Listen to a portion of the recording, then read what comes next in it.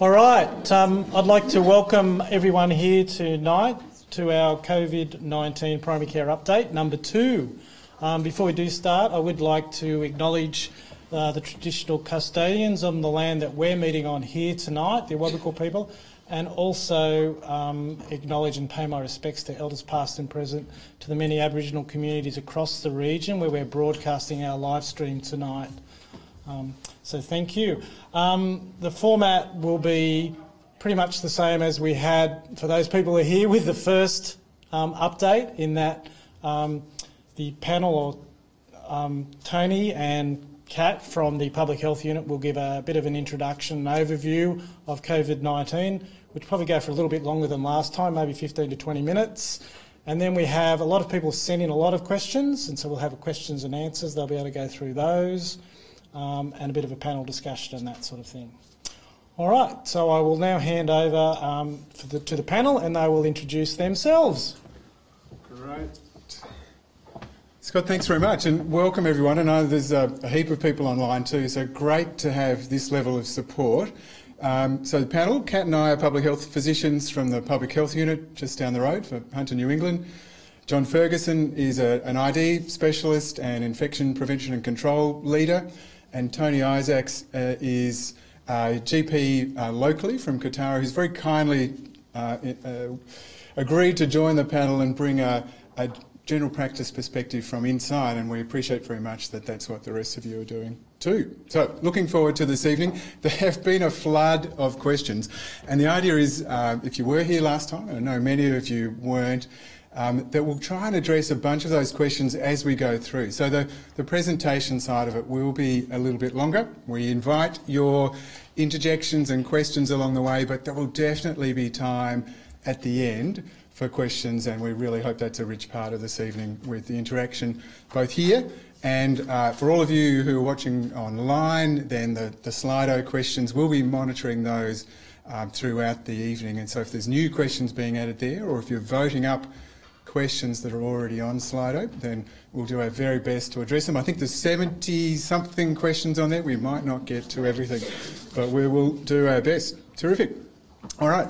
Now, lots changed in the time since we were here about 4 weeks ago. Terrific to see almost nobody shaking hands as they came in. And I would say that the very wise people online, who outnumber us many-fold, have wisely chosen to practice avoidance of mass gatherings, and we're going to be doing a lot more of that in the months ahead. So well done, everybody, and welcome.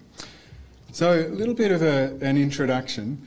COVID, we were using COVID last time, but I think it's rolling off the tongue a little bit more readily now, another month's use. COVID, of course, comes from CO for corona, VI for virus, D for disease, and 19, so that's when we first noticed it. Really important, COVID-19, that's the disease name, and that's the one we're using predominantly. We'll come back to this, but down the bottom of the slide, the actual virus is called SARS-CoV-2. It's a shocking name, but that's what we're stuck with, and it's relevant when you come to your pathology results. We'll flag that again. All right, timeline, huge amount has happened in the last 10 weeks. It really has just been that long in terms of adding to the timeline. You know, mid-January, first death in China, early February, first death outside China. It was really just under a month ago that we met for the first of these primary healthcare updates. It was only late February that we had news of the first community transmission in Sydney, and just over this weekend we had our first case confirmed in Hunter, New England. So it's been an extraordinary rollercoaster. A lot happened in 2.5 months. You're acutely aware that this is now a completely international problem with cases across the planet. I believe Antarctica is still the only safe continent with no cases to date, but lots of activity outside China, of course, both in Europe and in the Middle East. You'll be familiar perhaps with the chart in the back, already out of date, the graphic in the background. So over 110,000 cases, it's over 4,000 deaths that have been documented so far. 115 countries when I checked before I came. So this is hugely extensive. And you can see those hotspots in Europe and increasingly in the Americas. The chart at the bottom, that's an epicurve, that's a count, the blue bars are a count of new cases each day in Italy. And what's happening in Italy is truly sobering. So they've got well over 4,000 cases. The numbers I populated the slide with on the side there are already well out of date. But that's a really scary epicurve that's heading relentlessly upwards. And Italy is in a lot of trouble, as we're all seeing in the news. And it's a sobering reminder about what this infection can do. Just if you just pick one number there, 650 ICU beds occupied by COVID patients in Italy at the moment. Well, that was 2 nights ago. So moving feast, in terms of the drivers of COVID infection, the people that are coming to Australia and elsewhere, it's still those top 4, the high-risk countries in the darker colour there, China and Iran, but also, of course, Italy, South Korea and to some extent Japan, and they've driven the case definition that we've been getting used to. They're still driving a lot of, there's lots of transmission in those countries, decreasingly in China, thank heavens. And they've driven a lot of the cases that have been imported into Australia. With the spread of cases elsewhere, the case definition's in the process of expanding, and that'll include travel from any overseas country. A couple of you asked in the questions ahead of time, how on earth did Cambodia and Indonesia make it onto a list of moderate risk countries when, if you look just at the surveillance, the number of cases there was not very high? And I guess I'm just focusing on it for a moment because it's a sobering reminder. That was on the basis of the assessment of the real disease activity. So not high level of confidence in what was happening with surveillance in those countries and detecting cases. And the risk was based on a really sober analysis of movement of people out of China into those countries and into Australia that flagged the potential for importation. We can take more questions on that later. This epic curve just gives you a sense of what has happened in China and what's now happening in the rest of the world. Please ignore that large spike. That was a case definitional change on one day. And don't be fooled by the flattish kind of shape there. That y-axis, that the first mark there is 5,000 cases. That's 5,000 new cases in a day. And that's close to what China got to at the peak of its activity. Extraordinary effort in China. I'll talk more about it in a moment. They're really seeing their case numbers drop off. That's true. And what's happening is the numbers are picking up in the rest of the world. So all those colours off to the right there reflect what's happening outside of China. And you can see now the level of activity outside of China is approaching the peak in China. So great success story in China, more to come, and lots happening outside China. That's the epic curve in Australia now. When we spoke a month ago, it was reassuringly boring. It was just those 15 cases on the far left, and clearly the picture's changed enormously in Australia.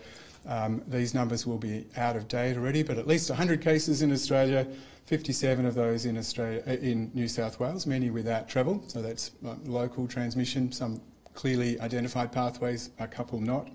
And we've had that one case in Hunter, New England, lots of testing. So clearly in Australia you can start to see we're at a stage where case numbers are significantly on the rise. This is the right time for us to be making sure we're well prepared for what might be ahead. I wanted to share a little bit about this report with you. This has come out since the last meeting, and this changed my mind substantially about understanding the experience in China. And it's worth dwelling on, I think, just for a few moments, because the lessons are important, inspiring in some sense, and quite sobering. So essentially, the takeaway is that this is a highly transmissible, highly infectious condition that has a really substantial impact in terms of poor outcomes and fatality. So real potential, obviously, as we're seeing in Italy right at the moment, to disrupt society in a major way. Couple of takeaways. The lead there is WHO epidemiologist Bruce Alwood. If you're interested in what I say here, this report's readily available online. It's 40 pages. And Bruce, there's lots of video of him giving his WHO updates, and they're quite insightful, inspiring. We had the pleasure of 60 minutes of his time about a week ago, and hopefully we'll have the video of that available to share before too long, or at least the audio. So key takeaways from this this is a high-level epidemiological mission group of, I think, about 10 people, international folk in addition to Chinese epidemiologists, and they spent best part of 2 weeks in China. In terms of severity, it's about what we were saying last time, 80% of cases mild. Now that group includes pneumonia, but some people genuinely mild disease, we'll come back to it, and the other 20% in hospital, and 6% of the total in ICU. Mortality, so a month ago we didn't really have a good feel for this, and this is still territory that we'll understand better in time ahead, but outside of that initially impacted province, Hubei in China, when they knew what was coming, when they were prepared, the mortality that was around 0.7%. So 7 in 1,000 infected patients died from their COVID infection. And that is probably about as good as we can possibly hope for. So the Chinese health facilities actually offered incredibly high-level care. The numbers of ECMO beds, of ventilated beds, was quite extraordinary. They were well prepared and they responded vigorously. So there's no reassurance there that would be different in countries outside China. I think that's the best we can hope for. And Bruce, who I just mentioned, thinks that the mortality rate in time is going to be at least 1% and might be a couple of percent higher. So if you think 1%, that's the kind of takeaway message when you're trying to think about how serious this is and what it might mean to the people you can influence. Deaths we'll expand on further, but certainly age is a real risk factor for poor outcome, and so the death rates in older people are substantially higher and those with underlying comorbidities, but about a third of people with poor outcomes didn't have an identified underlying comorbidity. Good news on pregnancy, that was not the case for some other coronavirus, MERS and SARS, poor outcomes in pregnancy. That's not the case with COVID-19. And intriguingly, it's not, children are not a target group. You'll see in a minute. Relatively uncommon infection in young children, and they don't seem to be implicated in transmission chains in the way, for example, influenza is. So it's going to have importance for us. Now, a month ago, I didn't know how extensive the testing had been in China outside Hubei. There was some kind of reassurance that we were missing all those mild cases that would dilute the deaths and suddenly it would look more tolerable. And the level of testing after the response had ratcheted up was enormous. In Guangdong province alone, in one testing period, 320,000 people tested for COVID. Less than 1% were positive. They looked really hard. So this is probably not, there probably were not a large number of missed mild cases. Don't have extensively available serology yet, so there's more to come on that. When we do big sero surveys, we'll have another estimate of that, but no reassurance there on what we know at the moment. And asymptomatic infection, as seen by this report, was both uncommon and not significantly implicated in transmission chains. So clearly can occur. We've all seen a couple of case reports. It's not a big part of what's going on. Okay, a little recap on symptoms. This is a respiratory infection, can be upper respiratory, can be lower respiratory. We used this chart last time, and I think it's a helpful graphic. So fever and cough, they're the two most common features. Little warning that the fever is not always present at the start. Ultimately, fever a picture in the presentation, but in up to half, no fever at the time people were admitted to hospital. Run your eye down the list. Shortness of breath and myalgia, definitely. Sore throat. Nasal congestion, down around 5%. So this is not runny noses, that kind of rhinorrhea, not a big feature of COVID infection. And diarrhoea, various elements here, under 5%. There's a busy slide, I apologise, but this is case series data outside of China from Singapore, their first 18 admitted patients, really similar picture. So cough and fever really feature, not always with fever at the start. Sore throat is there. Diarrhoea, relatively uncommon, 17% of a small series, and runny nose, much less common again. And people are sick for quite some time. A few of you asked in the questions, well, look, how long does this illness go for? How long are people in hospital? Try and answer that here. So median, about 2 weeks of illness with COVID infection. And of this group, small group, but 2 in ICU, nobody died and no healthcare workers were infected. Look, that's an impossibly busy slide to interpret, but there's a wealth of data there that just gives you, the takeaway I think is this is how long people were in hospital and when they were positive for the virus by PCR. So the takeaway I think is people were sick for quite an extended time. So in hospital at least 10 days and for some of them much longer. And the virus peaks, so in terms of viremia, viral load, infectivity, peaks early on, the first couple of days. Obviously that's the greatest risk for transmission. And it tails off, but people remain PCR positive for a median of nearly 2 weeks. And that's going to be really relevant when we've got people in community care cases in, and we want to establish when they're cleared the virus and when they're right to come out of home isolation. And again, no healthcare workers infected in this case series. You asked about the clinical course, and I think this is a useful way of thinking about it. 3 big patterns: genuinely mild upper respiratory infection in some. So the gentleman who's the first case in Hunter, New England, it really is just a cough and blew his nose a couple of times. So it's a mild upper respiratory infection that has not progressed. First group. Second, viral pneumonia, straightforward. Now, if this happens in somebody who's got underlying comorbidities, then right at the start this can be enough to tip people over, and there's potential for poor outcomes right from the start. And the challenging group are those who progress from a kind of mild viral pneumonia onto something that's severe and potentially acute respiratory distress syndrome. And it's these people, if they do poorly, that's 2 to 4 weeks later. So that the death data is also a real lag. Once people have been sick and in hospital for a period of time, some of the deaths occur at a much later stage. Again, that's sobering as we watch the Italian data. A little bit more just to help picture who's getting infected. That's the blue bars are case counts across the age groups. This is South Korea's experience. So you can see most cases by count were between sort of 20 and 70. Almost none. Look at that in the children under 10. Hardly any young kids picked up similar kind of picture seen in China. And whilst the numbers aren't big in the 70 and 80 plus, the death rate really heads up in that. You can see that's the red line. I've got another chart here. This is the percentage of people who die in each age group. This is back to a large Chinese case series. So nearly 15% of cases in those aged over 80 succumb to the disease. In the 0 to 10-year-old age group, no children died, so it's a really good news story there. Clearly this is a concerning picture for all of us who are involved in dealing with aged care patients. And the story in between you can see, so there were deaths even in 30, 40 and 50-year-olds, not common, but in those there often wasn't a clear predictable pattern. They didn't necessarily have risk factors.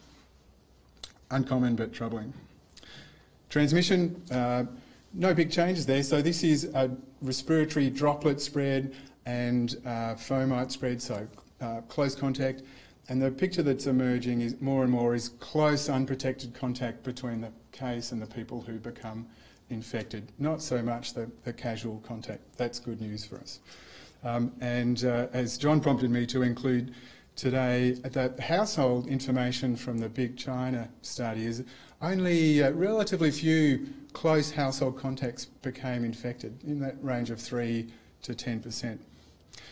Airborne transmission is obviously important to think about. No indication that that's a significant part of what's going on in transmission. And we should keep an open mind about fecal-oral spread. That's why we focused on how many had gastroenteritis symptoms early. It's not a high proportion, but certainly there's potential. To date, that hasn't featured as a large part of the transmission story. Okay, so that's the China report. I recommend it to you. I think there's a lot of rich material in there.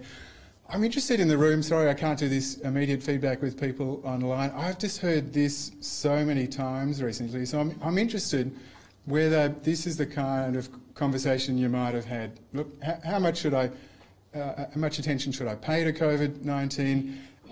You know, really, it's just like a bad flu. Quick show of hands if you've had a conversation, something like that.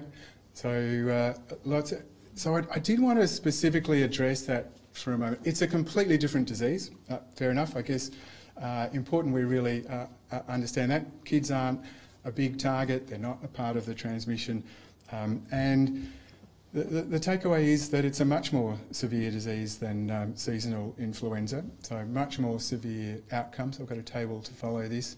Transmission's different whilst, you know, one person with COVID disease on average will infect about 2.5 others. That's more than with flu, unless there's some control measures around that.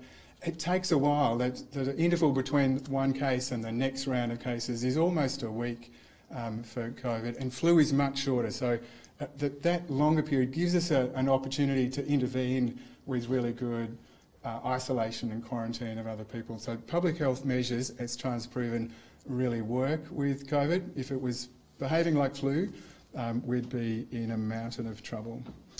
I've mentioned children and pregnant women. So here's a table that I hope kind of reinforces this comparison. I won't dwell on all the numbers, but seasonal flu, typically anything up to 10% of the population get infected each season. And in a really bad year, 1 in 1,000 die. So that's a lot of people from flu, but that's a bad year, 1 in 1,000. You can skim through the others. Down the bottom, COVID, how many people are going to become infected in the end? Well, we don't know, but there's no prior immunity. So surely it's going to be at least 20% of the population. There's potential for it to be higher than that. And as we've said, 7 in 1,000, 0.7% probably is the best we can hope for.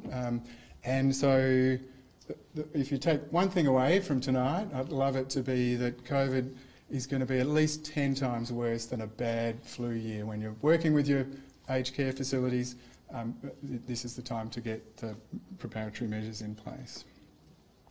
In terms of patient care, we can ask John more about this in a moment, but at its heart, it's supportive care. There's no established antiviral treatment. There's RCTs underway for that. And if you've got questions about those, we can explore those more, but nothing that's established at the moment as a completely clear beneficial treatment. A vaccine's going to be critical in the long term, but realistically it's still at least 18 months away. And just a point here, in terms of your involvement in patient care, really important to avoid anything that might cause aerosolisation. And so nebulizers are just completely off the list and a spacer used in its place. Now, the gentleman who has confirmed COVID in Hunter, New England is currently being safely cared for at home. And so a couple of you asked in your questions, how on earth is that going to work? And what kind of steps do we need to take and what do we need to be thinking about? There's some great fact sheets for this on the New South Wales Health fact sheet, so you don't have to retain all of this, but essentially the idea is that if the very mild cases, it just makes enormously good sense, of course, to keep them out of hospital, but there's quite an imposition on the people who support and make that feasible. So they need to strictly remain at home, except for medical review, clearly with things sorted out in advance in terms of making sure there's no infection risk to others. Review daily. Now we're doing that at the moment by phone. That's straightforward. Ideally in a house where there's a separate area they can be, separate bedroom, separate bathroom. Use of a surgical mask when the person who's the case at home comes in contact with any other people, keeping that distance apart, keeping separate as much as possible. We said transmission through fomites, through surfaces, is a key part of what's going on. So really important to have increased cleaning of surfaces at least daily, fresh cloth, detergent, and then washing hands afterwards. And this is quite an imposition. The close contacts of confirmed cases need to stay in quarantine, out of circulation themselves. So the carer in the house, where there is one, is in quarantine for that time until the case is no longer infectious. We talked about how long that might be until the PCR is no longer positive. And then the carer is there for another 14 days because that's the last time they had contact with an infectious case. So we'll be imposing quite a lot on people who make this possible, but it will be absolutely critical to getting through the winter. We talked a bit about clearance. Okay, Kat, I think that's a handover.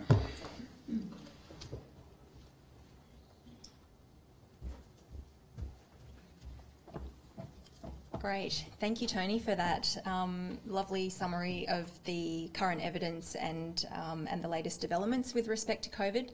So I suppose putting all of that together, the question is, what do we do now? And I think as Tony has, very clearly articulated the case, it's easy to feel overwhelmed, but there is actually something that we can do that is effective. So these current recommendations are sort of just an overview of where we are in the sort of state of national response and where does public health and general practice fit within that. So in terms of what can be done that is effective, as we were illustrating, based on what we know about the inherent characteristics of this disease, good old-fashioned public health measures can be effective in containing or, at the very least, slowing this outbreak. And what that comes down to is, infectious diseases 101 is infected people go on to develop symptoms to infect other people who then go on to infect other people. So the idea is really just to identify those infectious cases early, to keep them away from infecting other people, and also to identify anyone that they've been in contact with to stop them from going on to infect other people once they develop the disease, if they do. So it's really crucial to identify those cases early and aggressively, to really go hard on these isolation measures to stop those people coming into contact with others who are susceptible, and then, as I mentioned, to trace those contacts of cases, because they in turn may be incubating the disease and they may be the next generation of transmission. Repeat. So this is a lot of work, and a lot of this work is done by the public health system. So certainly at the public health unit, we've been immensely surging our numbers to meet the demand of being able to identify and trace and call all of these contacts to support them with isolation and quarantine measures, etc. But where general practice really falls into this is, obviously you guys are the front line, and you're also the front line in helping to identify cases early. There are a number of other systems that are currently being put into place to help with that, and we'll talk about those a little bit later. But just in terms of that overall game plan, the intention of these measures is the two graphics that are shown here. The orange displays an epidemic with no control measures put into place.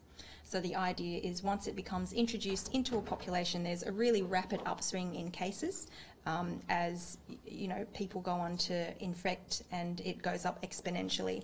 So it's not just a linear kind of one-to-one relationship. You've got, as Tony said, people infecting on average 2 to 3 new cases. And so you see that it expands very rapidly, and you have a high peak of cases and then falls away quite quickly as the disease kind of goes through the population. So the idea of containment and isolation measures is really to kind of spread that caseload and that load of infections over time, so that there's not as many cases happening all at the one time. So we're reducing the height of the peak, and we're also kind of spreading the cases over a longer time period. And you may have heard the expression of flattening the curve. This is what people are referring to about what we're trying to do with public health interventions. Now, why is that important? One of the main things is, as Tony mentioned, there is quite a huge burden that's placed onto health services. Obviously, people presenting with illness, but also at the tertiary level, there's a high demand on ICU beds. And so the idea is that health service capacity is sort of fixed at this level, and there can be measures put into place to try and surge that to meet demand, but there will be an area of unmet need. And by spreading the curve and flattening the curve, we can try and diminish the amount of unmet need. So that's really the aim of the game at this stage. So with that in mind, the first question is about who are we trying to quarantine? So the idea of quarantine is it applies to people who have no symptoms. They're completely well, but because of their previous history of exposure, they may be currently incubating the COVID disease. And so because the incubation period, so the time between coming to contact with COVID and developing symptoms, is thought to be 14 days, and we can talk about that later, but thought to be 14 days as a reasonably good conservative guess, these quarantine measures apply for that 14-day period. So we're talking about, in this instance, return travellers from high-risk countries, and I'm sure most of you have been struggling with the constantly changing case definitions and country lists, but as of now, it is mainland China, Iran and South Korea. These are countries which Australia has also applied travel restrictions to people from entering the country. So anyone who has returned, irrespective of whether they're well or unwell, needs to isolate themselves at home in quarantine for 14 days after their last time in that country. The second group of people are close contacts of confirmed COVID-19 cases. And you probably won't have too much involvement with these people. These are people that are usually identified through public health interviews and contact tracing. Essentially, these people need to be, again, at home, irrespective of whether they're well or unwell, and most of them will be well. The third group is healthcare workers, and this is based on, you will have seen in recent days, some things playing out with healthcare workers. As you know, we see a lot of people in vulnerable age groups, and so the rationale behind quarantining healthcare workers is really trying to limit that onward risk of forward transmission in this higher risk population. And so this applies to those healthcare workers that are returning from any higher risk country, which is China, Iran, South Korea and Italy. We don't yet have any advice as to whether or when Italy may be added to the category of countries in that first group of any type of return traveller, but it does apply to healthcare workers now. And just a key point here, so we're talking about quarantine. These are people who do not have symptoms. Asymptomatic people should not be tested. So this is a question that comes up quite frequently about, people that are very well, people that want clearance, for example. So swabbing these people is not recommended, I suppose, for a lot of reasons, but even if you get a negative swab on a certain day, that doesn't mean that they're not incubating the disease or that they won't go on to develop the disease. And so those people do need to still wait out that full 2-week period of their quarantine if it's just based on their previous possible exposure to COVID-19. So the next one is about who to test. So now we're talking about people that are symptomatic. So only test people who have symptoms. I suppose the only thing we can hang our hat on at the moment is suspected cases, and there are links within the health pathways and also on the various, so the New South Wales Health website and also the Commonwealth website about what the suspected case definition is. That has not changed for a while now, and we think that a change may be in the works. But for now, I'll talk about what the suspected case definition is. So if anyone fits that definition, which is epidemiological and clinical criteria, then yes, they should be tested. However, given the earlier principles of we're really trying to aggressively expand the net and find cases early, and given that we're getting cases coming back from the US and from a lot of countries that aren't listed, there is a recommendation that you consider testing for people with fever or respiratory symptoms, so clinical picture, in those who have had international travel anywhere in the 14 days prior to their illness onset. And that is something that we believe may be included in the suspected case definition shortly, but we have not received advice on that as yet. The second category is in patients with pneumonia, irrespective of travel. So another thing that we're starting to understand about this disease is that it does tend to have quite a pathognomic picture of severe lower respiratory infection. And for that reason, the ED specialists and ICU physicians are being encouraged to consider COVID testing in this critically unwell group. And then the third group that are considering being tested for the reasons I articulated before about the high risk if they do have COVID-19 is healthcare workers. And again, we're still awaiting some formalised guidance on this, but our understanding and certainly the recommendation we're making at the Public Health Unit is that healthcare workers with influenza-like illness, so this is fever and respiratory symptoms, should be tested irrespective of travel as well. And obviously this is all kind of a moving feast and will probably change going into winter as well. But this is the state of play currently. So another note, so just as we said, don't test people who do not have symptoms. Now we're talking about isolating people who do have symptoms. So those who are tested for COVID-19 must be isolated while they're awaiting their results. And you probably will have seen some media reports about people who, got a COVID test and then went to the shops or went to work. So we're really trying to discourage that practice. But the other key point is that if they're in quarantine for any other reason, even if they're tested, they still need to continue to wait out that 14-day period. And that's sort of a bit of a belt and braces approach to kind of catch, possible limitations of the testing, and also that, people may not be PCR positive at that time, but then go on to develop disease. All right, so this is the suspected case definition currently. It involves epidemiological criteria, so based on a person's exposure history. So in the 14 days prior to them becoming unwell, did they travel, including transiting through or to a country considered to pose a risk of transmission? And the list of those countries is being updated at the Commonwealth website. That's linked on the health pathways.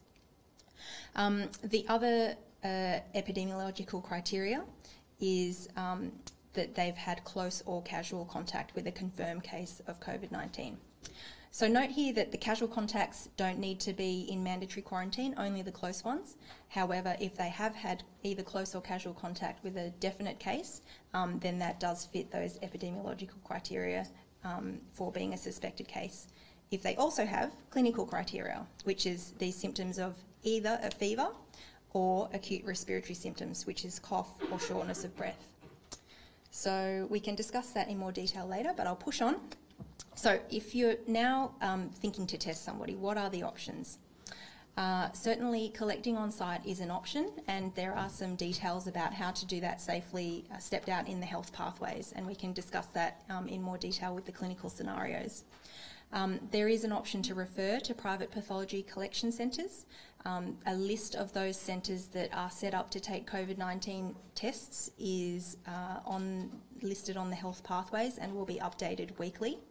I understand that there has been some difficulty with accessing those centres, and that those centres have also been sending away people that, they consider to maybe pose too high of a risk to them. So obviously there are still some teething issues with this system, but that is an option, and it's worth checking with your local provider that's on that list. Now, just breaking today is that Hunter New England Health has opened its first fever clinic. And this is something that you might have seen some chatter about happening in Queensland, and I think South Australia has also opened one in various areas in Sydney. They also opened some fever clinics. So these are dedicated clinic spaces where people can go if they have, suspected coronavirus, and they're, appropriately set up to receive these people and to test them in an efficient and streamlined way. And so this hopefully is good in terms of providing another option for GPs who aren't set up to collect these specimens on site. It is operational, as I understand it, from 8 a.m. till 10 p.m, 7 days a week, and is being staffed by people from the local health district. But we can have a discussion later on in terms of, alternate models of delivering fever clinics, such as in partnership with primary care. And then the final option is referring to ED. We definitely recommend this for anybody who has moderate to severe disease. So somebody that, you think they've got pneumonia, or they're sort of coughing and quite unwell and short of breath, just send them straight to ED with, we're suggesting that you don't need to necessarily phone ahead, because they are set up to receive these patients now. So referral to ED is always an option, but we're really trying to keep, as the testing criteria expand, we're trying to keep those that are mildly unwell away from the ED system, which is going to become increasingly busy as we get into winter. So that's just an overview of testing options. That is a picture of the fever clinic entrance from today, which is a side entrance. So it's a separate entrance where people can go, and it's been set up to maintain good infection prevention and control. Okay, so if you do decide to collect specimens at your practice, say it's somebody who's mildly unwell and they've travelled to a lower risk country, for example, but you're still thinking, I might just want to exclude COVID-19, you would collect, the recommendation is doing 2 specimens, and the recommended ones are combined nose and throat viral swabs, or nasopharyngeal swabs, or a lower respiratory specimen, which is a sputum, which probably is not recommended to be obtained in a primary care setting if they're producing sputum and coughing, etc. The request that you would write is for routine respiratory pathogens, and the labs have been really good in terms of providing, you know, access to multiplex testing and also COVID-19 testing. So you'll hopefully get an alternate diagnosis if it's negative for COVID-19.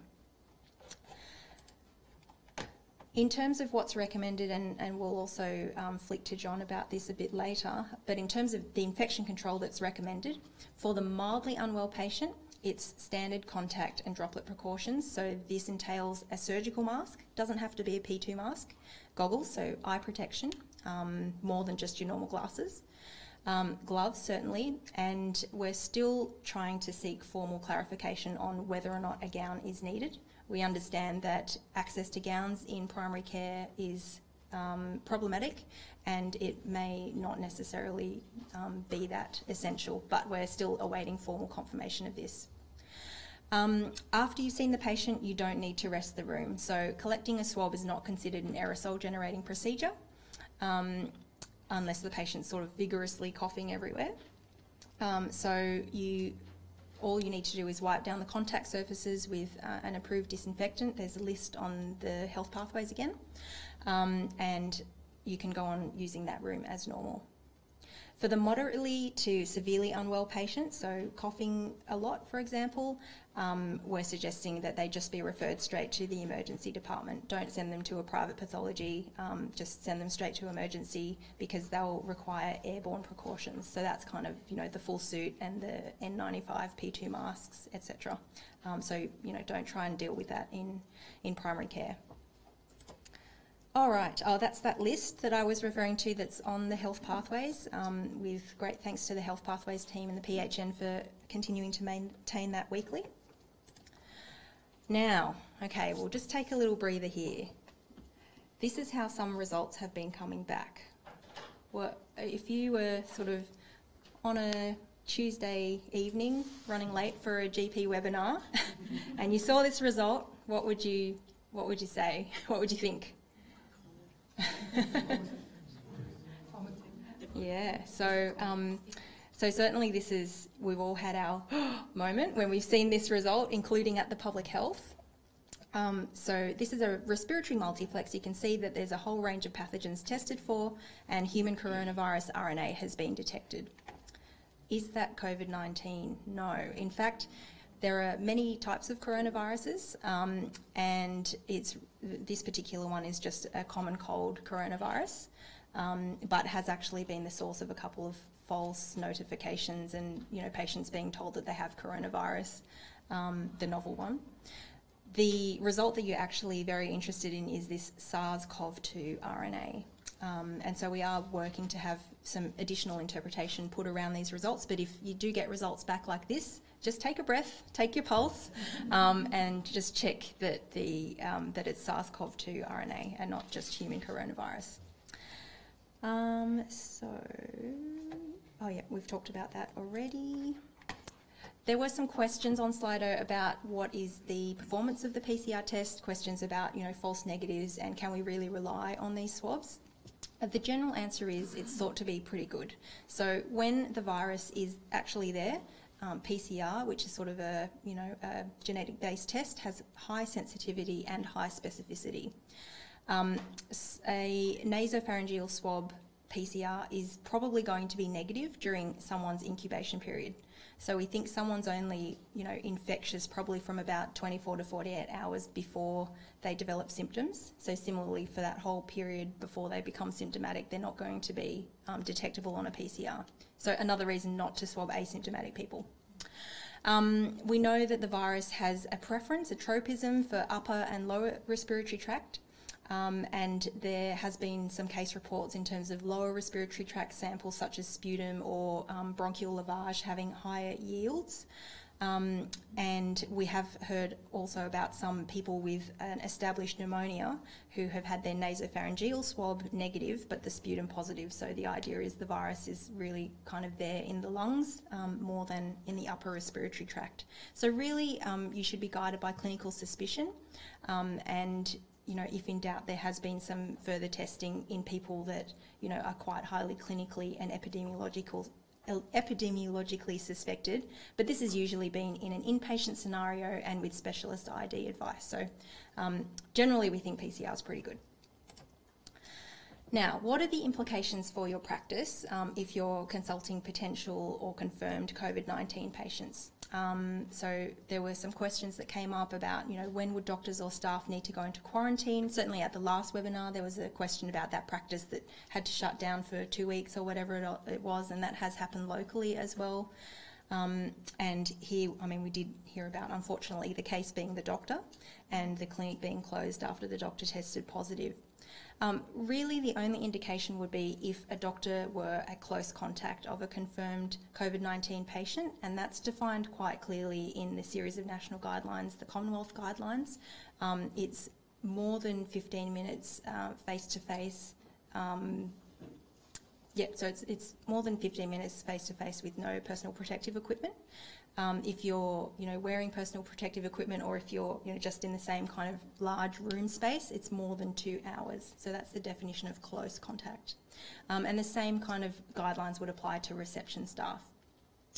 How long would you need off work? So if you were, unfortunately, a close contact of a COVID-19 patient, or, you saw COVID-19 patients without wearing the appropriate PPE, then it would be that 2-week isolation period if you were a close contact. If you're a casual, then it wouldn't be. It would just be a matter of being excessively vigilant for symptoms in yourself and taking yourself away as soon as you developed anything.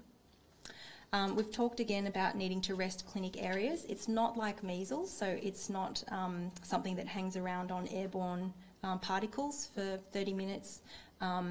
So it's not indicated by and large. Should I start consulting routinely in PPE? This is a great question, and certainly the way that the fever clinic is set up at the John Hunter is that the staff that are manning that are just in PPE all the time. It's a good question. We're not there yet, but we may get to a point when, in the midst of flu season and you're getting lots of people with respiratory illness and the epidemiological criteria, the travel stuff is a lot more fluid, that it might be worth considering. Yep. Okay, what about when to call public health unit? So certainly for any confirmed cases, COVID-19 is a notifiable condition under the Public Health Act, so we probably will have heard about it from the lab or via another pathway, but please don't hesitate to give us a call, or please do give us a call for any confirmed cases. We also suggest that you might want to call us if you have a highly suspected case in someone who's in a high risk group or a priority setting. So an example of this might be in a healthcare worker, in someone that's in an institutional setting like a school or an aged care facility, people in Aboriginal or Torres Strait Islander communities, which it could be quite devastating if this got into there. And attendees of mass gatherings, so these big conferences that we've been hearing about that everyone goes to when they're sick because they paid hundreds of dollars to go there. Yes, so please consider calling us if you do have a strongly suspected case in one of those settings. And the other thing that we can help with is management challenges. You may not come across this that much, but people that are not complying with their recommended public health actions of isolation or quarantine. This is particularly for cases. We do not want cases coming into contact with more people than they need to, or the close contacts of those people. So we do have powers under the Public Health Act, and we're also quite skilled in negotiating with patients around these kinds of dilemmas. And we can also facilitate access, you know, if there are barriers to them complying. Yep. So we can facilitate access to welfare services, for example, for these people. I guess the key take home of this slide is you don't need to call us anymore for testing inquiries. So at the very start of this, we were saying, please call us if you're thinking about testing, do it in consultation with infectious diseases and public health. You don't need to call us. If you, based on your clinical judgment, want to test somebody, then please go ahead and arrange COVID-19 testing in a way that is safe for you. And yes, and you don't need to call us. We will hear about the positives, as I said, through laboratory, and if you're able to call us as well, that would be great to get the jump on the contact tracing of these people. Okay, I will now hand over to John for just a little bit more depth on infection control and treatment. Thanks, John. Thanks very much, Kat, and really you and Tony have covered most of the area, so I'll just skip over some of these things. There's a nice piece of CDC talking to Neil Diamond. Can you do it out loud, But I guess it underpins the issue of hands and their transmission devices for all sorts of infections, including viruses. And we do believe that most respiratory viruses are also spread by the contact route in addition to droplet spread. That's because they do fall onto surfaces and remain viable for periods of time. Now, we're not quite sure about coronavirus, but it's an envelope virus, which makes it less likely to survive for a very long time, but it's probably in the region of hours following drying. So Kat's already mentioned testing. I wanted to just highlight that there's really not much data on false negatives, but clearly if specimens are not correctly collected or collected from the wrong site, you'll get a false negative result. So pre-analytical issues are very important. And as Kat has said, retesting under high suspicion is the way to go, and that would, you know, be people in those sort of circumstances. False positives are possible. They use primer sets that are what are called degenerate primer sets that will pick up the range of viruses, the viral sequences for those targets, and so just inherently they can be non-specific. But ICPMR at least has several confirmatory assays, including viral sequencing, so they can really nail a result and confirm it quite closely. I came across this report of false positive dengue serology in Singapore, 2 cases, which subsequently were shown to be COVID-19 infections. That was a positive antigen test for dengue. Now, there are point-of-care tests becoming available. This is just the only report on the web from China, an immunochromatograph test that showed reasonable sensitivity and specificity in a large patient set. So watch this space. I think this was a 15-minute card test, but, so I think they'll become available quite probably relatively soon. Now, I just wanted to mention a bit about infection control, some of the practical aspects. I think it's good to think of your routine practice and just how you can, because you won't necessarily know that a patient's coming in labelled as a COVID-19 infected patient, so think through your general infection, your standard infection control precautions, and they include bare below the elbows. We know that sleeves of clothing can transmit the same pathogens that hands transmit, and you don't want to take those home on your clothes in any case.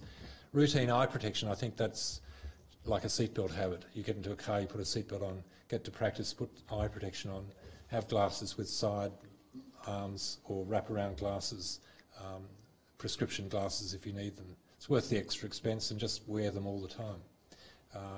And you'll see that happening in the laboratories, for instance. That's routine practice.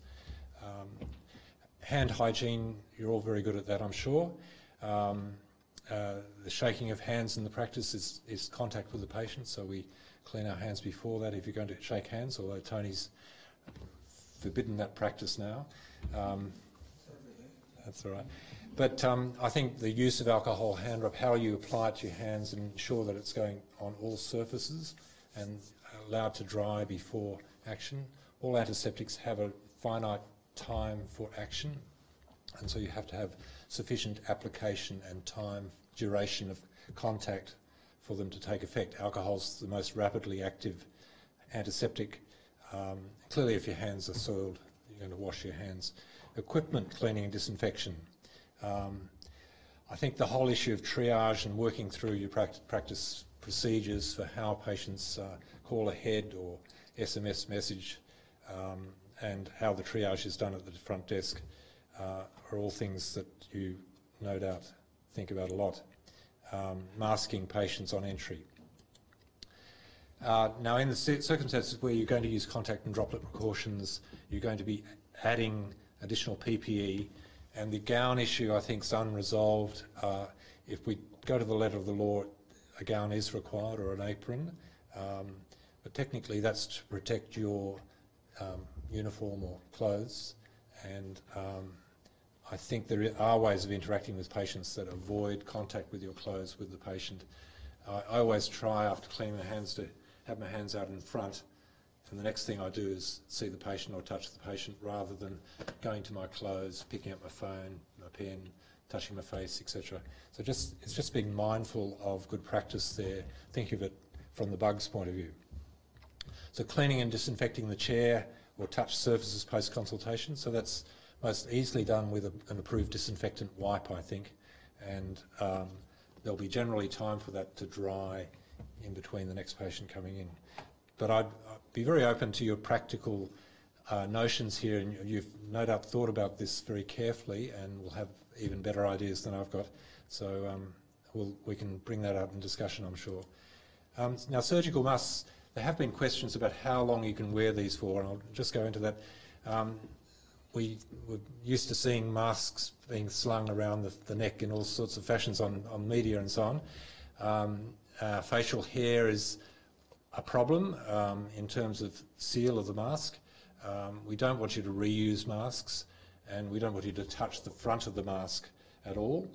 And I would say a maximum 60 minutes for a single mask and then discard. You can wear that for multiple patients, provided you don't touch it, and discard it when it becomes very moist. It loses its protection when it's moist. And the greatest care has to be taken with removal of the mask. So experience from SARS, the healthcare workers that got infected with SARS are thought to mostly have contaminated themselves during doffing or removal of PPE. It's complex, things can happen, and those patients inadvertently touch their eyes or mucosal surfaces and infect themselves, sometimes with terrible result. So these are all sort of, it's not rocket science, it's infection control 101. Environmental cleaning, so we've mentioned the issue of survival on surfaces, and really cleaning and disinfecting with an approved product is the central principle. And we usually divide things into frequently touched surfaces, minimally touched surfaces, and these are some advice these advice are going to be coming out from the Clinical Excellence Commission very soon. It's just really hot off the press, but I think more than anything it's the mechanical clean that's the most important thing, and having that done regularly, at least daily, and it's removing that bioburden from surfaces. How do things get from surfaces to humans? It's usually the hands. So touching your face is an out. Using hand hygiene, of course, is important because you will be naturally picking up whatever from surfaces and carrying it with your hands. So if we had perfect environmental cleaning, we might not need hand hygiene because our hands would be not sullied every time we touch something, but that's not going to happen. So surgical versus airborne masks. So people are sort of saying, oh, why aren't we using airborne masks? They're going to provide greater protection. Have you heard that? It gets put about a lot, doesn't it? And I wanted to share this study. I think it's an authoritative, suitably powered study to answer the question, around influenza transmission, which we believe is transmitted in a similar manner to coronavirus through droplet transmission. So this was a pragmatic cluster randomised trial. 2,800 healthcare personnel studied across 3 different influenza seasons in America. They randomised these healthcare workers to either be using N95 or P2 masks that had been appropriately fit tested through a formal procedure, so they knew the mask that would fit their the shape of face, or they were randomised to using surgical masks. And they followed these healthcare workers and looked for laboratory confirmed influenza episodes in those healthcare workers. And lo and behold, there was absolutely no difference, 8.2 versus 7.2% of personnel acquiring influenza wearing those masks. So I guess this equivalence gives me some reassurance that airborne transmissions not being a significant factor in influenza, at least, and we have no warning that this is a different case for coronavirus. And I guess the problem with this study is we don't really know what the compliance with hand hygiene and other infection control precautions, were they good with environmental hygiene. It might be that that low proportion of healthcare workers acquiring influenza was a result of poor hand hygiene or other factors across the board. But it does give us reassurance that N95s are no panacea. I think furthermore, the N95 masks are particularly hard to put on and to maintain on your face. If you have to wear them for any length of time, you'll know that. And so they're more frequently misused than used properly, and a misused mask is virtually worthless. So I would rely on the surgical mask. So I think we'll skip over that. We're going to avoid aerosol producing. So this was advice that came out on email today: no handshaking, video conferencing, looking at overseas travel, etc., and not touching your face. It's amazing how often I was doing that while I was under camera. Probably someone's counting it. And as Kat has mentioned, there's really nothing coming forward yet with treatment. There are many RCTs in progress in China, but no data yet out of those trials. So I'll stop there, I think, Kat. And that's the entrance to our clinic. Oh, yeah. That's a better photo. So there's an initial desk that they get asked the questions. Yeah. Thanks very much. Oh, John, yeah. while you're up there, there was just a question on Slido. Oh, yes. I'll come down there. Sure.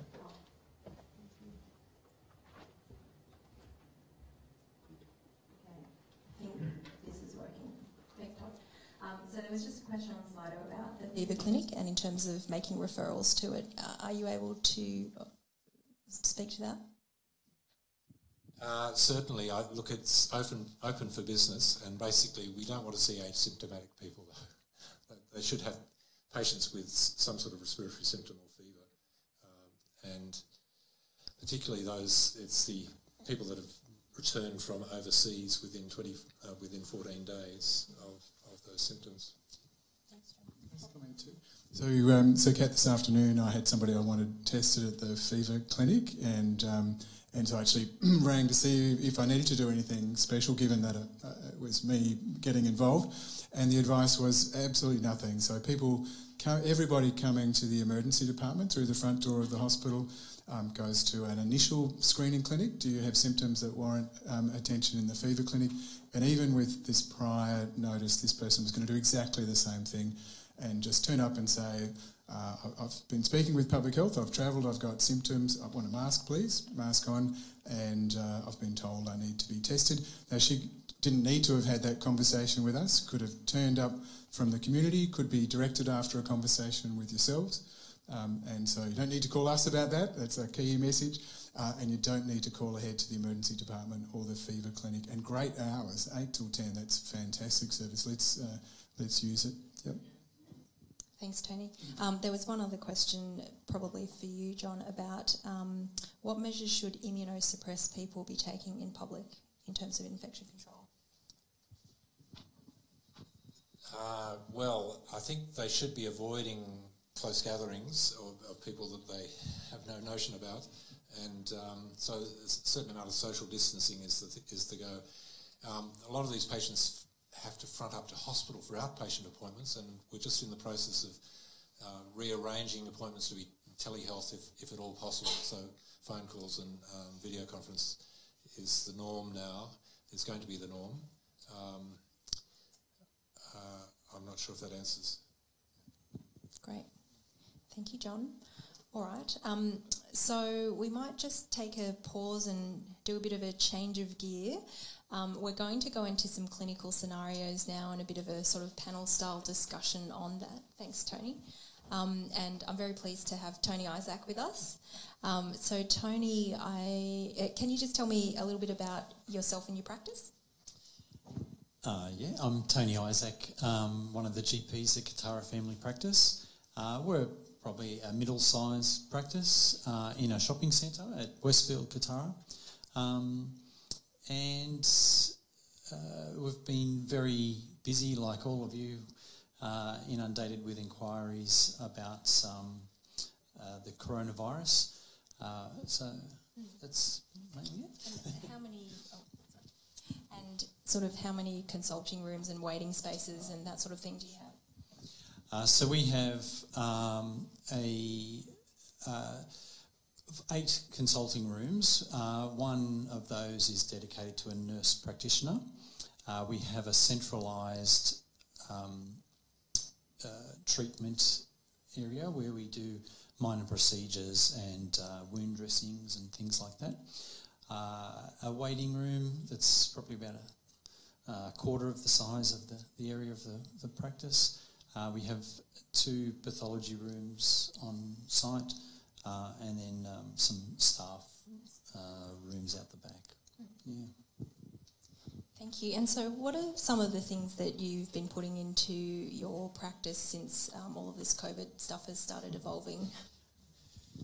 I mean, like everyone else here, I acknowledge the knowledge that's in this room and the way that other practices have tried to handle this in their own unique way. And I guess I'm sitting up here not as an expert, but just as a GP from a practice that's been trying to be proactive like you all and try to manage it our own way, the best way we can.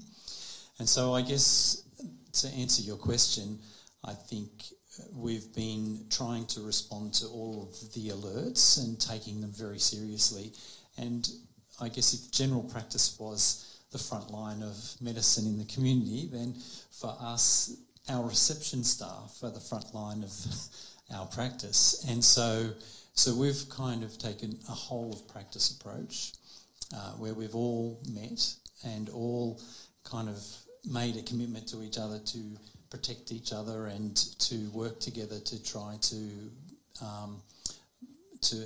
help the community deal with this. And the best way that we've come up with is a series of flow charts that you may have seen on different areas, but we've put some flow charts together for both our reception and our clinical staff. And the aim of that is to really help to identify people at high risk and people who need to be seen, people who need to be tested, and people who indeed need to, care needs to be escalated and either sent to the hospital. And so a lot of that has fallen on our on our reception staff, who they go through a series of questions for every single person that's ringing. We're trying to encourage patients to call rather than just walk in. And we've implemented different little reminders to help identify patients who are at higher risk. So on our appointment chart, we can put little icons. So we've put icons to identify people who have respiratory symptoms. We've put icons to so the clinician knows that the patient may be a higher risk for COVID. We've even gone back and tried to identify patients who booked long, some time ago, and are calling them so we don't get any surprises, because some of them have travelled even within the last 2 weeks, and so there's some of the things that we've been doing. I think you mentioned to me as well about online bookings. Yes, that's right. One of the very first things we did was to stop online bookings, because we knew that was a way where people were able to, turn up at the consultation and tell us a story of a potential high risk,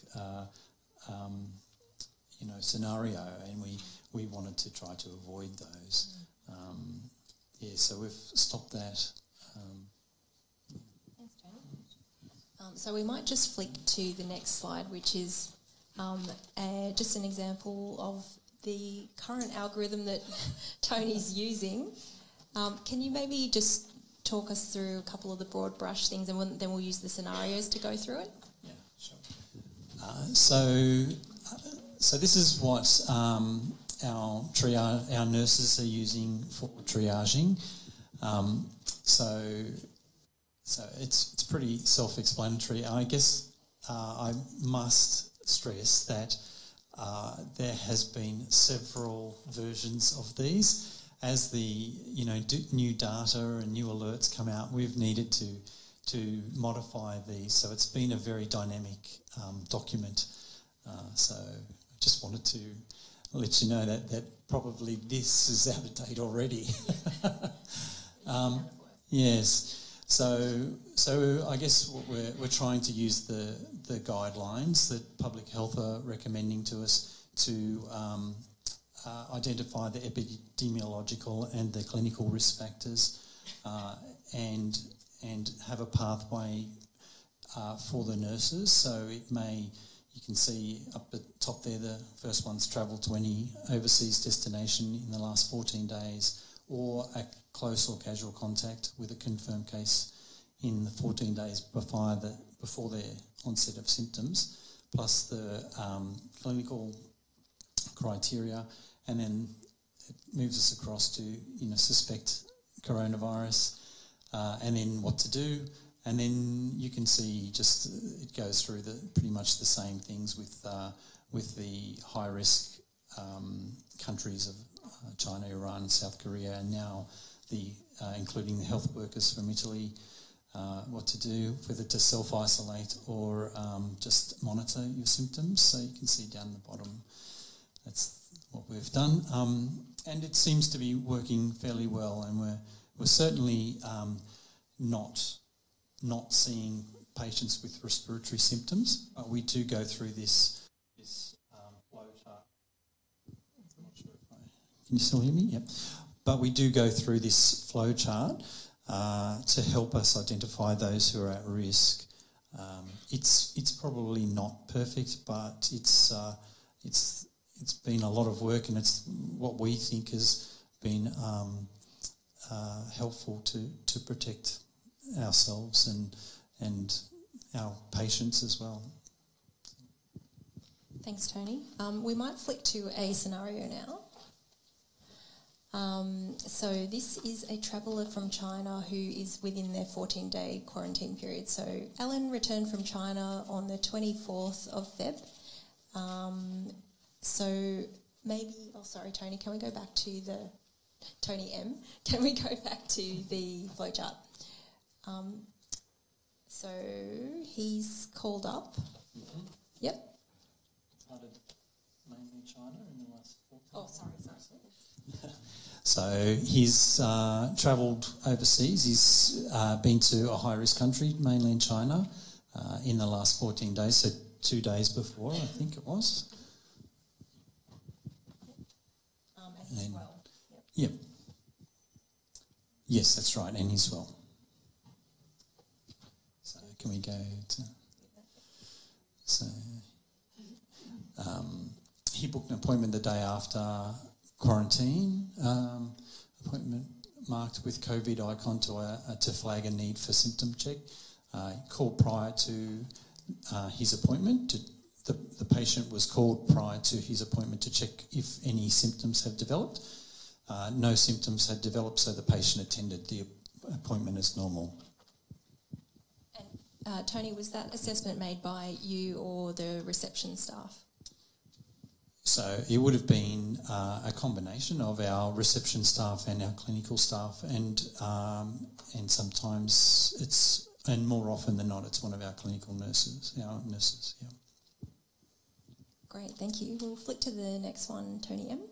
Traveller from Bali, Rhonda, has called to make an appointment the 3rd of March. So she got back from Bali on the 1st of March, and then the day after developed a sore throat, no other symptoms, went to work at a beauty parlour. No, she developed fever that afternoon, and then some night sweats, a dry cough and a sore throat was persistent. So, yeah, so Rhonda had some overseas travel in the 14 days prior, and she had started to develop some symptoms, some respiratory symptoms. So she was meeting the clinical criteria as well as the epidemiological one. So she was on the high risk road, and we suspected coronavirus and arranged testing for her. Tony, can you just tell me a bit about that process of arranging the test? Yeah, so this is also, we're getting better at this as well, but it's been time consuming, all this triaging, and so we would, if it was one of the receptionists identified them at high risk, then we ensured a contact number, so usually a mobile, and then soon, within an hour, one of our clinical staff, usually the nurse, would call them and ask them further questioning. And then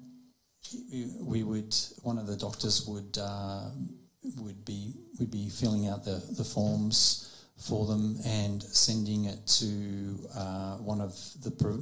the private providers. So we used Douglas Hanley Moyer at Cooks Hill. So we would fax it across to them, and then we would just tell the patient that Douglas would be calling them for an appointment, and then we would also need to arrange medical certificates for them. We would then send them an email with the information about self-isolating. So it's tedious. And then the next one, so the punchline was? And they were, yes, COVID negative. That's right. So then finally we would send a bill. That's an extended consult. Yes. Wasn't positive for anything else. No.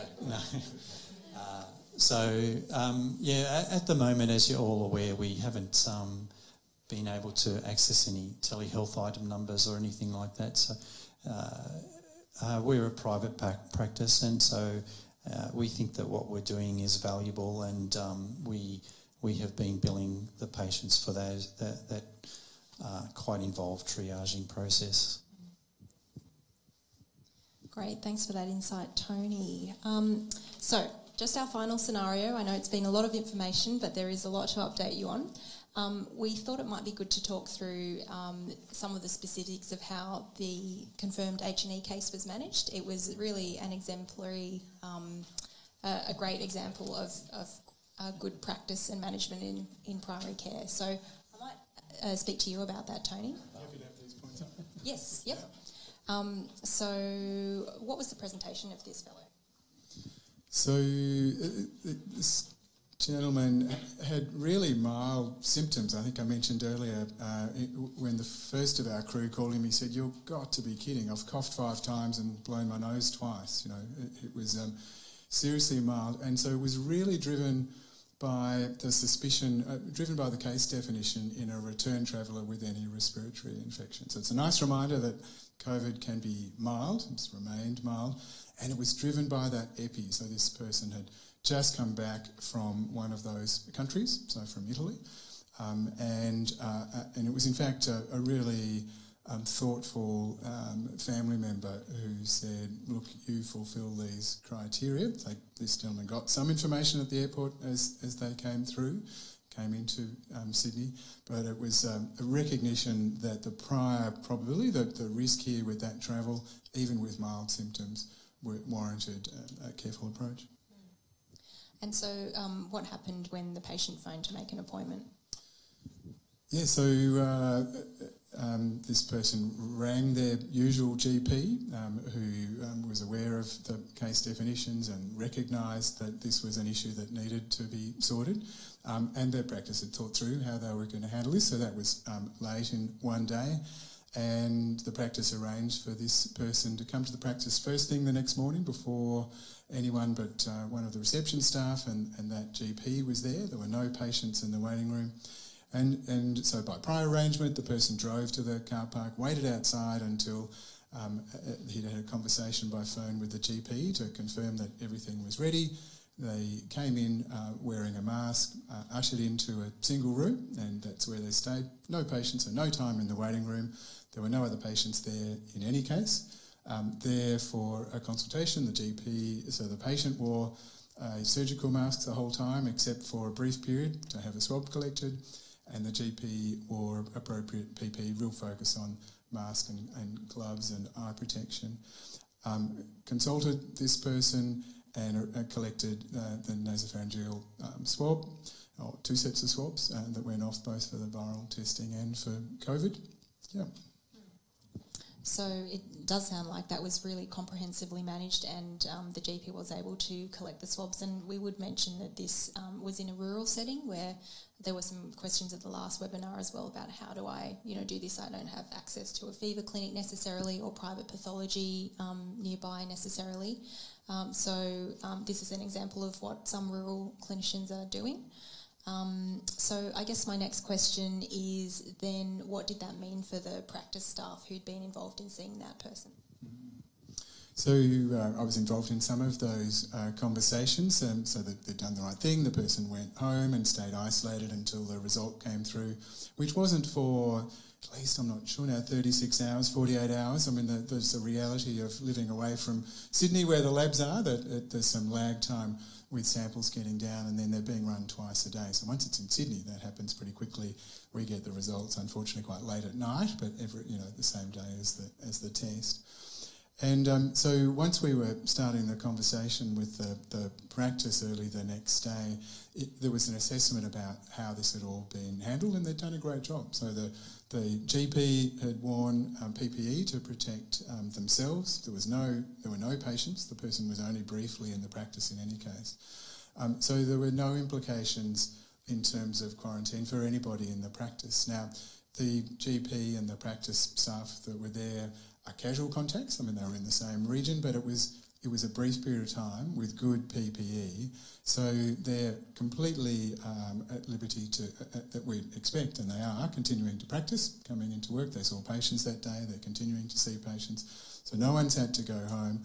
And so, sorry, what I was getting to, we've asked them to self-monitor for 2 weeks as an added precaution. Now, they were going to do that anyway. Anybody in the next... are we back again? All right. So, but they're going to self-monitor for 2 weeks, and in the event that they develop any respiratory symptoms, they will immediately self-isolate, arrange to have testing, and it'll be sorted out whether that's COVID or, much more likely, one of the other kind of viral things which are going to increasingly circulate over the months ahead.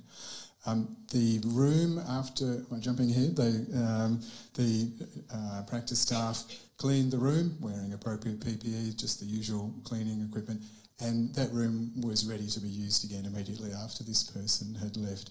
good patient selection, so they'd thought about it. This person had mild symptoms, and of course if they'd been particularly severe and coughing and spluttering everywhere, they would likely have decided that it wasn't appropriate to either have the person in the practice or to collect a sample on the day. So that's part of the triage that Kat talked about earlier. Thank you, Tony. All right. I think... Oh, sorry. I'll put that back to you. So I think that's essentially the end of our scenarios. We will open up for a panel discussion and general Q&As, but we thought we would just end on this note about preparation. So as we were saying earlier, you know, public health measures can be effective against coronavirus, but it's going to take a lot of effort. So please be prepared. I guess the first thing is this is a stressful time for everybody. I don't need to tell you that, but just think about looking after yourselves and your staff, and we're, you know, in the public health unit doing some thinking around how to look after the mental health and the physical health of our employees. We've talked, and that's been great prompting, John, about strengthening workplace hygiene practices, so trying to be really mindful about what we do with our hands. There's been ideas about having a swear jar for whenever someone touches their face, which I guess you wouldn't touch anything that's... Anyway. But, you know, trying to gamify and, you know, make it sort of fun about these workplace hygiene practices. There are... things that you can think about in terms of, you know, meeting remotely and flexible sort of ways of delivering your services. We'd advise you as well to think about business continuity and surge planning. So this is something that you probably consider every flu season, but it's especially salient in this time because due to whatever reason, be it, you know, school closures or be it direct impact of people being infected themselves, you are going to have you know, decreased capacity in terms of your employees to meet this need. So think about, you know, is there one person that's the critical holder of all knowledge on one thing, and if they're away, what happens? You know, how do you manage those vulnerabilities? And how do you think about, you know, if for whatever reason or through no fault of your own, you know, several of your staff get taken out of action, how are you going to meet that need? So start having those conversations now. We've talked about that flexible service delivery. Think about other ways of trying to minimise the interaction between potentially infectious people and well people. So triaging your waiting areas is one idea that we've heard about, and, you know, other things like, you know, doing remote consults, doing phone scripts, doing longer scripts, those sorts of things which can help to keep people that are coming in with chronic conditions away from people that may have COVID-19. And we'd really be interested, you know, on Slido or as part of this discussion to hear of any other strategies that are being implemented by people in terms of preparation for COVID-19. So I'll pause there and then we might in the room, because we've been preferencing Slido.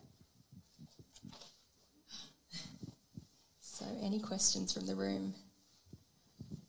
A lot of information.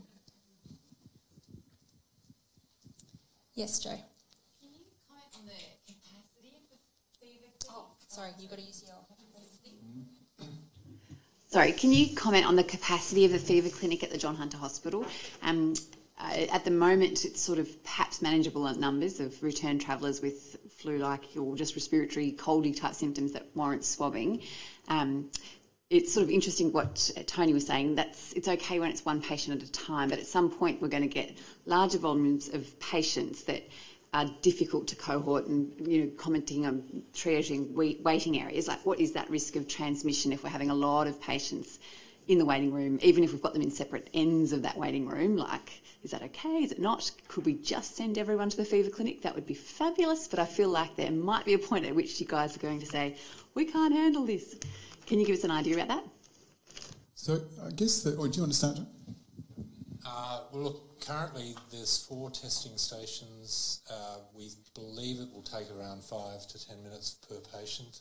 So ostensibly we might be able to do 50 an hour in the current setup, but that's not going to be sufficient in due course, potentially. So we are looking at demountables in the car park area with dedicated area there for fever clinics and testing facilities that are more purpose-built. So can I just check that in 5 minutes do an assessment of that patient. So you're assuming that these may have already been triaged and assessed in the community and then going up to you just for testing? There's sort of a sequence of triage followed by clerical request form entry. So there's sort of a continuous conveyor belt, if you like, of people they go past. But look, in practice, I haven't observed it in function yet, and you know, we obviously have to tighten up it in the way that you've done, and learn from you guys how to operate these operations. And Joe, just throw in that it's a scalable response, so nobody expects this is an adequate answer to where we're going to end up, but it's fantastic to see it started, and it'll be expanded if there's demand beyond what's there, and there are plans for deployment of fever clinics elsewhere if that's what is required in time. So it's scalable.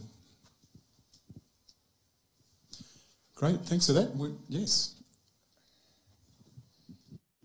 Kat, I might have misunderstood an earlier slide that you had regarding healthcare workers with respiratory symptoms, and that irrespective of travel, they need to be tested for COVID-19 and isolated until they have a negative test. Is that correct? That's correct. It's in the current series of national guidelines that healthcare workers that have moderate to severe disease, so we're sort of saying pneumonia probably in hospital, so it's probably not so much of a consideration for general practice, but people in that category should be tested or considered for testing for COVID-19. There may be changes afoot which broaden that again to a influenza-like illness, so fever and respiratory symptoms.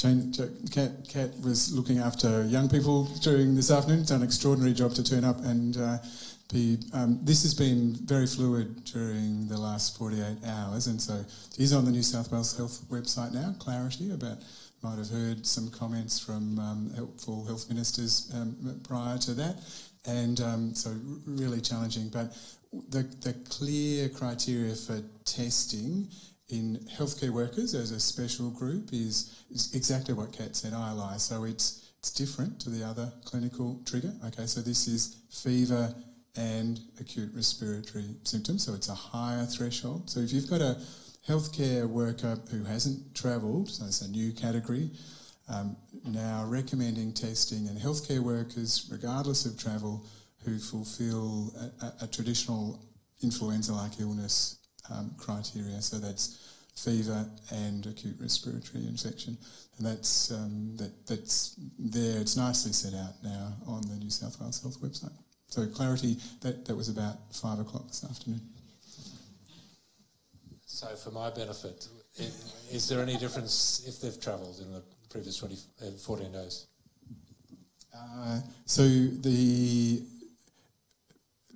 Thanks for bearing with us, because you can see how tricky it is. Often at the end of a busy day, I look at the news to see what happened, in terms of significant health announcements. It's a really dynamic situation. So that health worker category, non-travellers, is clear.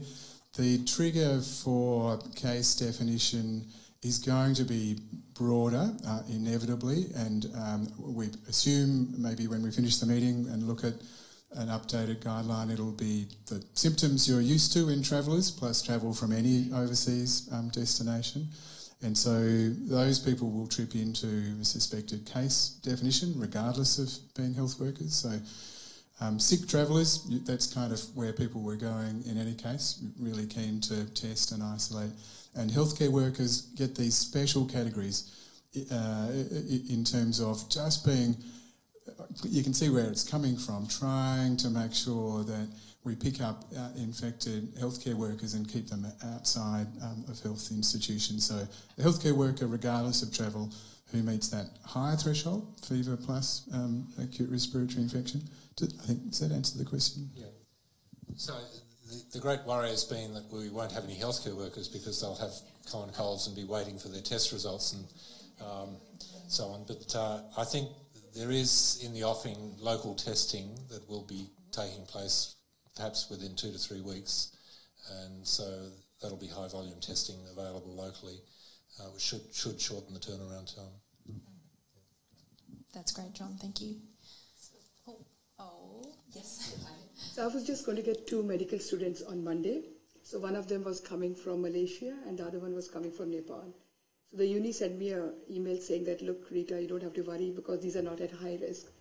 So I spoke to my GP Google group and I said, look, what do I do? Because I'm in a dilemma. So I actually told them, look, 2 weeks, don't come to the surgery. I don't know whether I did the right thing or not, but they actually gave me a call. They said, look, we've got no symptoms, we've got no cold, we've got no cough, and one of them is from Nepal, which is probably not a high risk at all, not even medium risk, but the other one is from Malaysia. So did I do the right thing by keeping them away for 2 weeks, or was I too scared, or what is the right thing to do? It's hard to know what the right thing is when everything's moving so fast. So certainly that's your prerogative to do that in your practice. My understanding is Malaysia is on the list of moderate risk countries, Tony. But look, essentially they're not under any sort of mandate to self-quarantine, self-isolate. And I was just going to add, if it was somebody, a traveller coming back who was going to work inside the health service, then they wouldn't be excluded from coming to work in the hospital system at the minute. So there's just those 4 countries where we say, look, you come back from Italy, South Korea, did I say Italy? Iran and China. So if you're a healthcare worker and you come back, then you have 14 days not at work and in home quarantine for 3 of those countries. For all the rest, and now it's really everywhere, it's common sense and a high degree of vigilance, self-monitoring. Okay, so for the healthcare workers, the counselling would be, we really want you to keep a close eye on how you're travelling. And at the very first sign, this is something we say each winter, but actually we need to get it right this time, that at the very first sign of infection, don't come to work. Okay, if you're at work, mask, get out of there, let us know.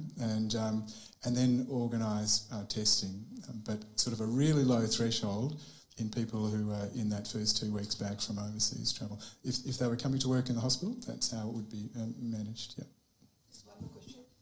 I do a lot of work at GP Access, John Hunter. So the last few weeks, I haven't seen any of these cases, but we don't have any PPs in GP Access, and I'm really very worried about taking the next shift. So are we doing anything special for the GP Access? Are they going to be next to the fever clinics, or are they going to run side by side with the GP Access? Who's going to look after that? Probably someone from the PHN. Joe. Rita, I'm very happy to talk to you about that. I think it sounds like you might be missing out on all the correspondence that's going out. So GP Access has been pretty proactive about trying to make sure the clinics can handle potential COVID-19 patients coming in. So they're actively triaged, similar to Tony, his descriptions. It gets picked up by an administration officer, it goes through to an RN. That RN then matches it across to see if they're from a country of risk, then checks with the clinics to make sure they're COVID-19 ready. So each clinic should every night be doing a check to make sure that they're ready to accept a patient, know where the isolation kit is, know where the gear is, make sure everybody has spoken through and talked through it. Clearly, communication is a difficult thing to achieve really well. So we've had some webinars and going to continue to do that really frequently. I think lots of practices are doing that as part of their pandemic planning. Make sure you get together every week, have a chat, talk things through, make sure everyone knows where everything is, and have each other's backs. I think that's the other really big thing, because none of us are good at this, none of us are familiar with it. I had my cases through on Sunday, did my first lot, but I actually deferred to private pathology providers, but my lovely RN, who is hopefully listening tonight, spotted me as I put my PPE on, spotted me as I doffed as well to make sure I didn't contaminate myself. And the patients were very agreeable with their quarantine instructions. I don't know how well the private pathology collection has gone. Unfortunately, I think there's been a delay in getting that swab done because of the overload on the private pathology providers. But we'll contact them when they get their negative results, but the results will also go to their normal GPs as well. So yeah, so it's all being thought through, but this is one of those challenges that I think some GPs are getting the message easier than others. So we need to connect as well as we can as well. And there's the Hunter GP Association that everyone should think about joining. Do a little plug now. Yeah, great. And share questions, because we're all going to miss stuff. Thanks, Joe. Just before we go on to the next question, and related to this theme of testing, there was a question, so we've got an audience of Central Coast as well, some questions about when will the fever clinic, or will a fever clinic be opened at the Central Coast? Can the Primary Health Network take that on notice? I think that they are planning to open one. Yes, but... Can't speak for PHN. No, but yeah, if someone from PHN can get back to the group. Yep, beautiful. Okay. There was a question here. Thank you. I'm Rajiv Ahuja from Rutherford. I have 2 points here. According to the modelling, what we have seen just now and what we've been going through, in China there was a rapid peak and a rapid drop. Now with the containment measures happening in Australia, I think that's going to be more widespread and the peak is going to be less and we'll have better management. So based on this situation, if we think that China had a total duration of starting and going down to 2 months in Hunter region, what would you say the spread would be and when would be the peak, considering the first case has come yesterday, and if it's going to be 2 months or 4 months before we see a drop down, and if the peak is going to come in end of April or May, which will be start of flu season anyway. So, and then we'll have a bit more confusion going on. That's the first part. The second part, what I gained from this talk today was that if 20 to 50% of the population is going to be infected as per the case definition, so in a considering population of Newcastle or Hunter as 500,000, 100,000 patients will be there. And the case mortality 0.7%. So you do expect that 700 people are going to die with this in this season. Is that the right interpretation? Thanks. So certainly there's been a lot of work put into modelling both internationally and locally. And, you know, I think that while some of those figures may sound quite sobering, it is important for us to look at those numbers and to think about, you know, this is the rapid up or why we are really trying to flatten the curve from hitting hospitals, because as you pointed out in China, you know, it was, we need to build 2 more hospitals that are dedicated for coronavirus. I would suggest that the situation in Hubei province was probably quite different from the rest of China as well, in terms of, you know, we did see that sort of uncontrolled rapid upswing in cases in there, but then as control measures were quite aggressively implemented in the other areas, it was quite a different sort of curve there as well. I suppose another thing about containment is that it does prolong things, so you do need to actually keep these measures in place for longer, and there is always the threat that that the outbreak could take off again if you take the foot off the pedal of doing containment measures. So these are all really sobering things that we need to be keeping in the front of our mind. But I think that your estimates are reasonable, you know, if not even potentially conservative. I was just going to say that in China they lost time, didn't they? They didn't start their containment process early enough and it got away from them.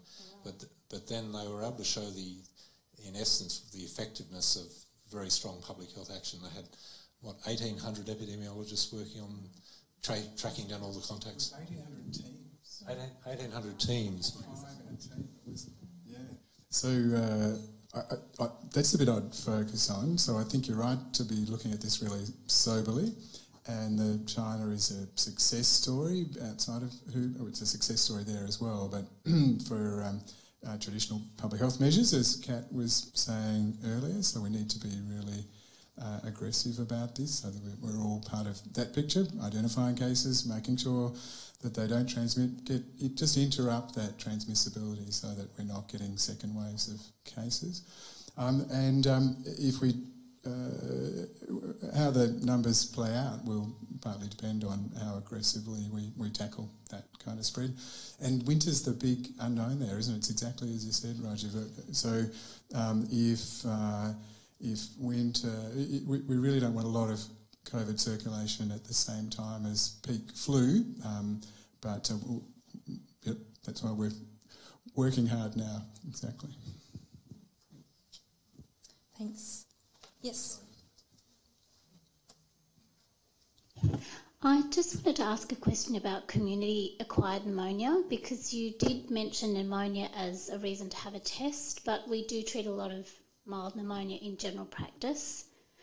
And today I had a patient denied a test, like were referred for a test, but told they couldn't have a test because they didn't fulfil the right criteria. Patient with pneumonia. So just a comment about that. They didn't have a travel contact or a... So, John, what would the advice be in terms of infection control for community-acquired pneumonia? Well, look, I think in the current setting we don't have extensive community transmission as far as we're aware. We're really flagging the severe cases of pneumonia in hospital for testing because that's the sort of sharp end of the equation. We expect to see a signal there if there's undiagnosed transmission and severe cases coming in. But look, it could be the case that you might have a sporadic case turning up. I think it'll be a case of waiting and seeing what the epidemiology is, because that will inform the testing strategy. At the moment, I don't think there's a strong epi reason for testing people without an exposure factor. Yes.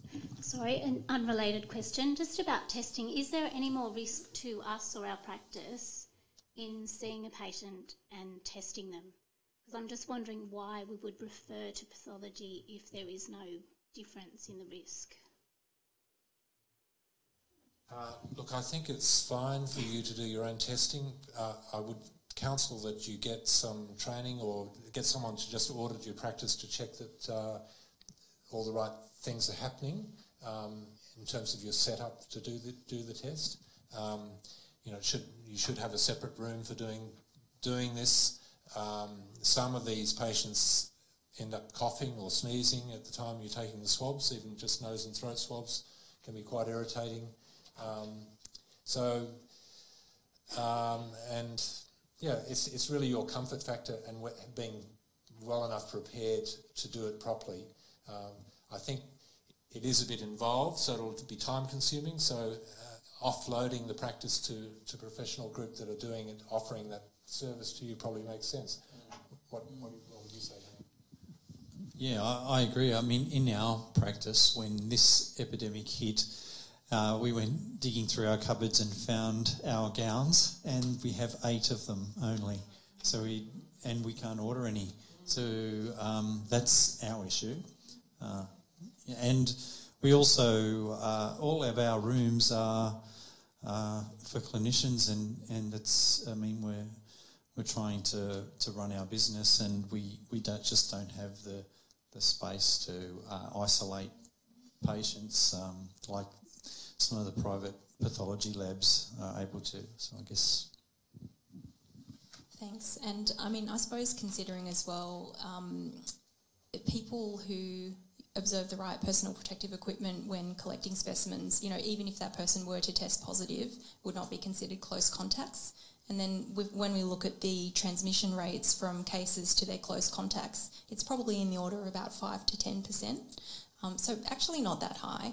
And when you think about as well, there's in that China report, there's some statistics in terms of the healthcare worker infections. It's thought that about half of those healthcare worker infections actually acquired their infections from their households, so not at work. So just in terms of some of those thinkings around risk at work. John, I just wanted to, on that note, flick over to you about, there was a question, I'm an immunosuppressed GP, what can I do to manage my risk when seeing patients?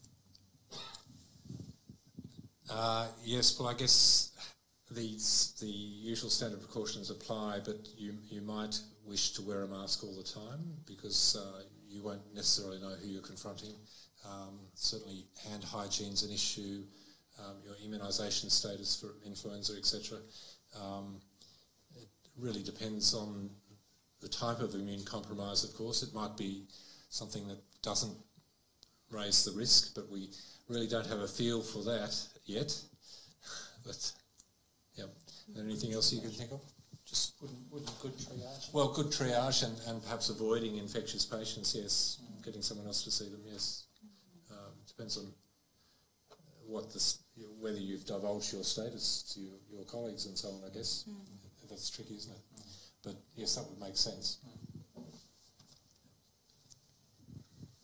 Okay, we're at 8:20 and are there any other sort of burning questions? Because I think that's been a lot of information to take in. Can I ask a question? Yes. So, can you tell us what happens in a pandemic? I've never seen a pandemic in my career. I've read a little bit about the Spanish flu, and some of my understanding, tell me if I'm wrong, was that the Spanish flu hit about the same time and then settled down over the northern summer and then really took off during the following northern winter. Is that right?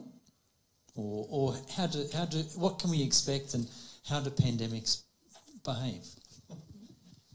Yes, I think there was a second wave in the Australian winter.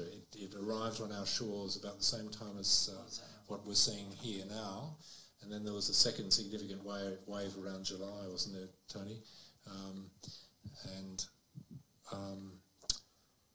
Did the war play a part? But there were certain stories of containment related to island nations, and terrible stories like Samoa, which was decimated. So people varied in their innate immunity to the virus, I think. So that some populations were affected more than others. We really don't have a feel for the underlying immunity here. There could be some cross-immunity from existing coronaviruses. Their sequence is quite different, though. There are 4 common cold coronaviruses that circulate. Of course, there are many other coronaviruses circulating in animal populations as well. So it's quite possible that we have some background immunity, but that hasn't been quantified. Yeah, I think certainly this is quite unprecedented, but perhaps the most recent memory that we have is H1N1, Tony? Sure. So you were in Newcastle in 2009, Tony? Yes. Yep. So this is you can put a tick next to one pandemic. Yeah. Absolutely. And I guess that there's a few elements to that. I mean, H1N1 is now part of our usual mix. That the pandemic strain is now part of the usual mix that revisits us. For a progressively longer period of time, but at least during winter, and it's possible that might be what happens with COVID over time, and maybe that's where the other circulating coronaviruses, they may have had a similar pathway in the more distant past. So we don't know how that's going to play out over the longer term, but yeah, it's this next 6 months I think you're kind of pointing to in particular, and it'll depend how aggressively we tackle it and how much of a foothold it gets in the Australian population, and rather be following the Hong Kong and Singapore epi curves at the moment than the Italian one. So, there's we can be involved in how that's managed, and then when winter intervenes and how that plays out. I think one of the big unknowns is what happens in LMIC countries. So just to our north is Papua New Guinea. I've just come back from there, and there's virtually no scope for control once COVID gets into settlement populations around the major towns there. Very crowded housing, very likely to have an enormous impact there, although it's a young population. So then there's the potential for us to be drip-fed cases from overseas, from wherever, and so it may not be the case that we can put this back in the box the way we did with SARS. Thanks, great question, Tony. All right, I might wrap up there.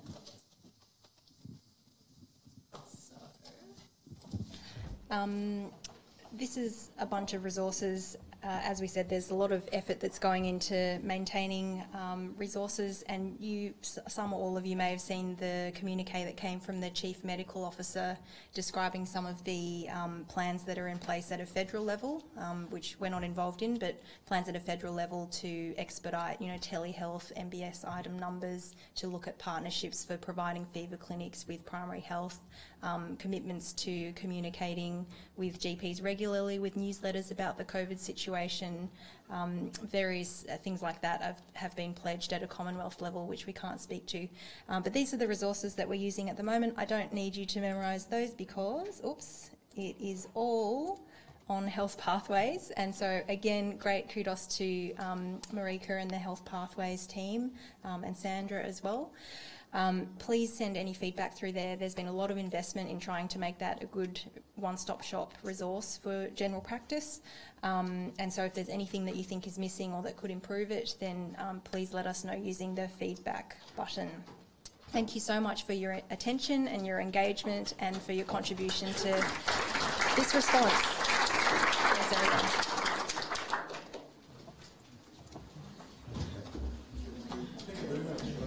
Thanks, everyone. Thank you to the Public Health Unit.